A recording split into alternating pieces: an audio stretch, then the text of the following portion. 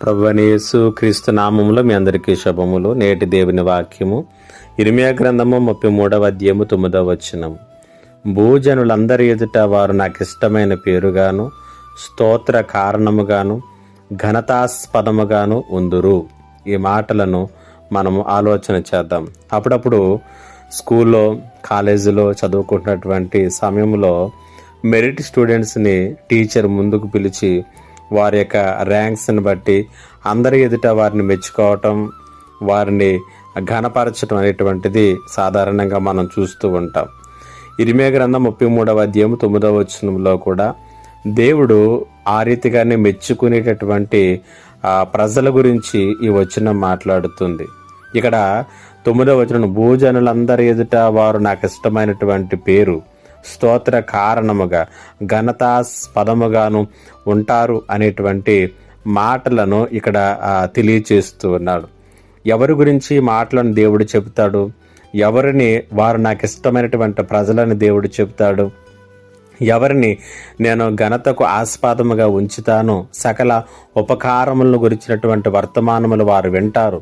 నేను వారికి కలుగజేసేటటువంటి సమస్తమైనటువంటి క్షేమమును మేలును వారు చూస్తారు. అవి చూసి సమస్త జనులు కూడా దిగులు పడతారని ఎవరి గురించి ఆయన చెబుతాడంటే, ఎవరైతే హృదయపూర్వకముగా మనస్ఫూర్తిగా పశ్చాత్తాపడతారో, వారి పాపములను విడిచిపెట్టి దేవుణ్ణి హత్తుకుంటారో వారిని గురించి దేవుడు చెప్తాడట. అందరి ఎదుట వీరు నాకు ఇష్టమైనటువంటి ప్రజలు అని, వారికి నేను సమస్తమైనటువంటి ఉపకారములు చేస్తానని వాగ్దానం చేస్తాడంట. ఈ మాటలు దేవుడు నీకు కూడా తెలియచేస్తున్నాడు. కాబట్టి నీ జీవితంలో కూడా పాపాన్ని విడిచిపెట్టి పరిశుద్ధుడైనటువంటి దేవుణ్ణి హత్తుకున్నట్లయితే ఆయన నీ జీవితాన్ని ఘనతకు ఆస్పదంగా మారుస్తాడు. సకల ఉపకారములను గురించినటువంటి వర్తమానాన్ని నీవు వింటావు. మేలులను దేవుడు నీకు అనుగ్రహిస్తాడు. ఈ మాటలు వింటున్నటువంటి నీ జీవితాన్ని దేవుడు ఇట్టి మేలులతోనూ ఉపకారములతోనూ దర్శించునుగాక. ఆమేన్. ప్రార్థన. మహోన్నతుడైన తండ్రి, నీకు వందనాలు. ఈ మాటల చేత బిడ్డలందరినీ కూడా బలపరచమని యేసు పరిశుద్ధ నామములు అడిగి వేడుకొనిచున్నాను తండ్రి.